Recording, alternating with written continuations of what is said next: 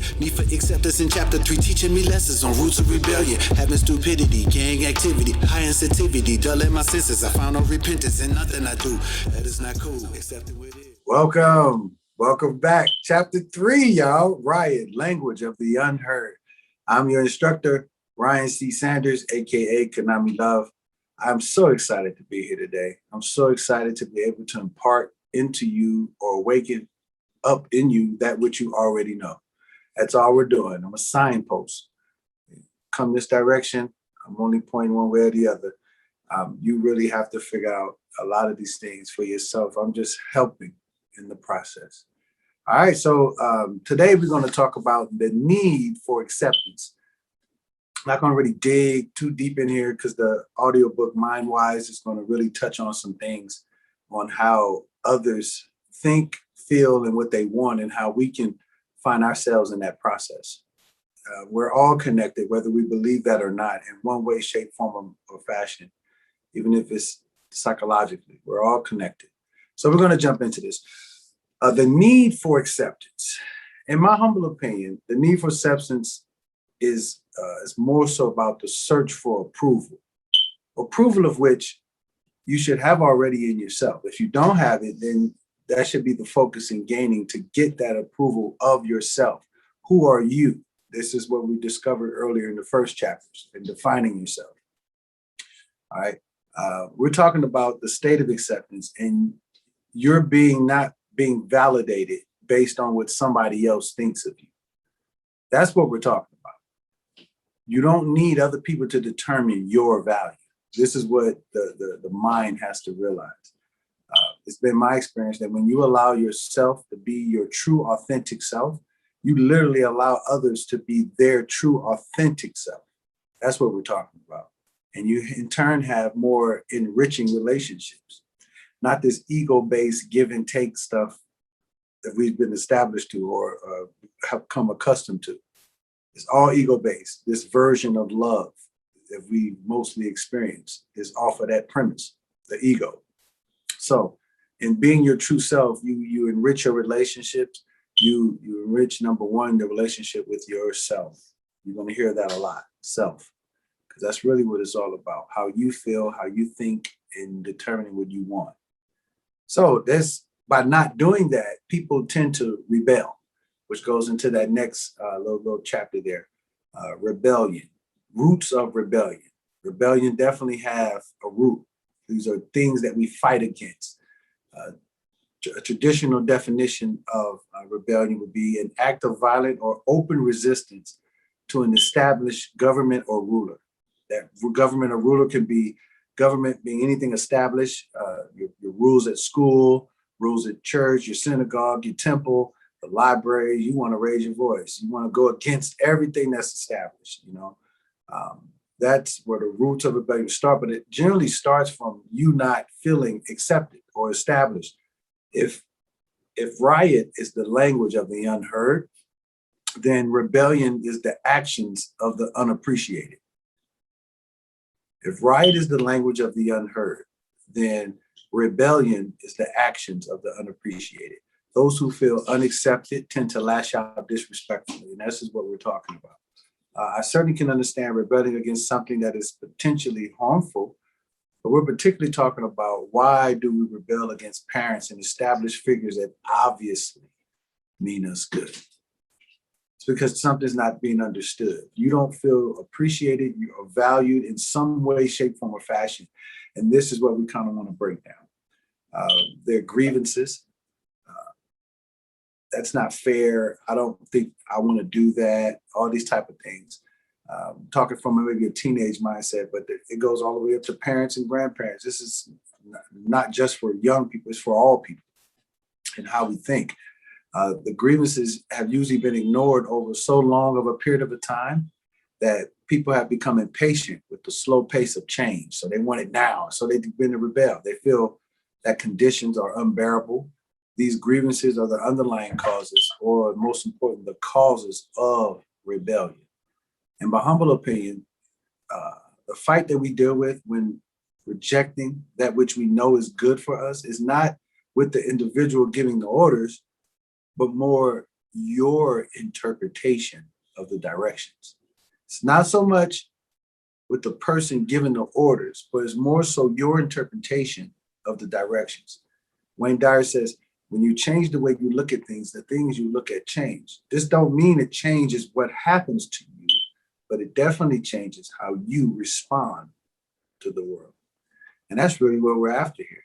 Okay, so simply put, let's just change our stinking thinking and we can have a more productive life. Simple as that. All right. So when people don't do that, a lot of times they're not limited to, it leads to what one would call gang activity, or the feeling of being association with something. Why do people join anything?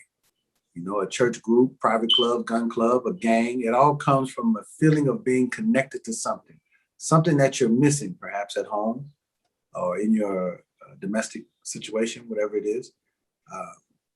A burning desire is established to connect with something else that reflects your views. You want to feel connected to something. This is the roots of gang activity. This is why people join gangs. Okay. The need for acceptance has developed from that association. You need to be accepted. It all ties together. The need for acceptance has developed until you now, I guess, let me see. You remember the Little Rascals? They say it'll have you looking for love in all the wrong places, looking for love. You're looking for love in all the wrong places. You've been to search other places and looking things and that you would normally do because you don't feel accepted. You don't feel accepted. You may be accepted, but because of the way you're looking at it, it's hard to feel that. You know, that's why perception is the basis of reception. How a person perceives ultimately is how they receive everything. And that's really what the issue is there.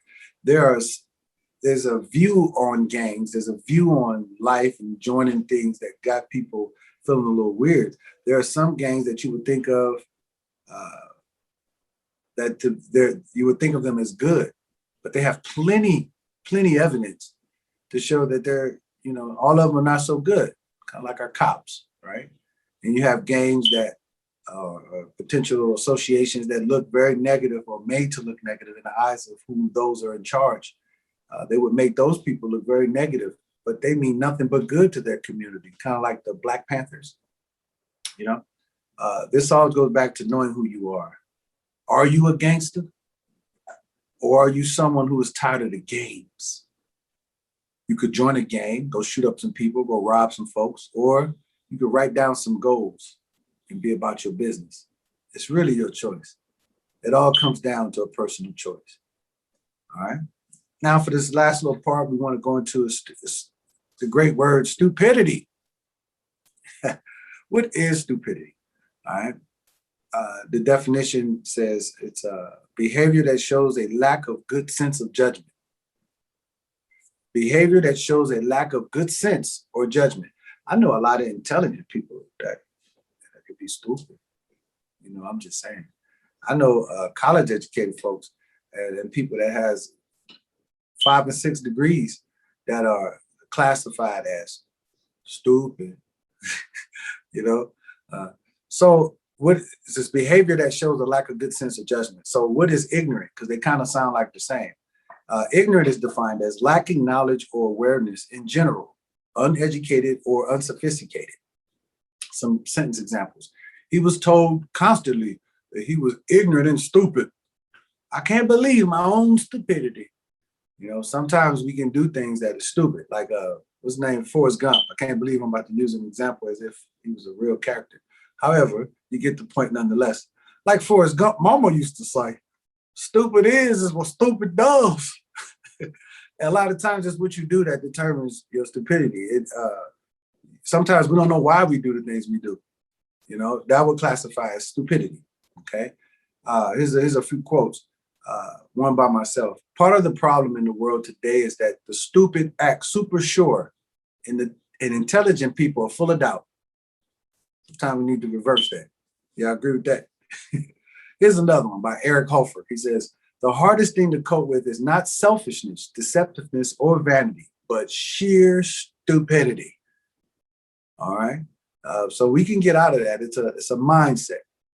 Now I want to share something with you. When things in society happen, and you were given a sound excuse as to why it happened, to believe otherwise based on no fact at all, to me is extremely stupid.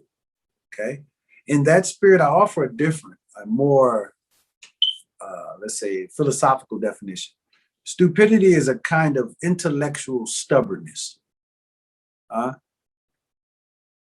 stupid person has access to all the information necessary to make an appropriate judgment, to come up with a set of reasonable and justified beliefs, and yet fails to do so. I don't know why. All right. The evidence is staring them right in the face, but it makes no difference to them whatsoever. They believe what they want to believe. Not only do they have do not have good reason to believe or think that way, they still believe it nonetheless. All right. And even though they know it's false, it's been proven false right to your mind, right to their face. They're not acting in a rational manner. To me, this is why stupid people are not, it's not a people, it's a way of thinking. These people are very dangerous. They're the most dangerous people in society to me. I'd much rather have a person that's dedicated to a cause and they think they know what they're doing versus someone who is emotionally moved. And you got a group of those people who's moved by every wind. We want to be nowhere around those folks. Bottom line, if you're causing harm to yourself and others, that is stupid.